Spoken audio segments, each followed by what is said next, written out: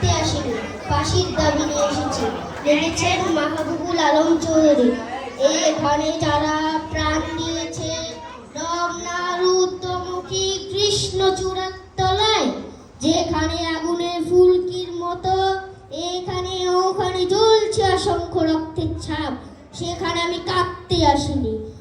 আজ আমি শোকে বিহবল নয়, আজ আমি গতি উন্মত্ত নয়, আজ আমি প্রতিজ্ঞায় অবিচল। যে শিশু আর কোনোদিন তার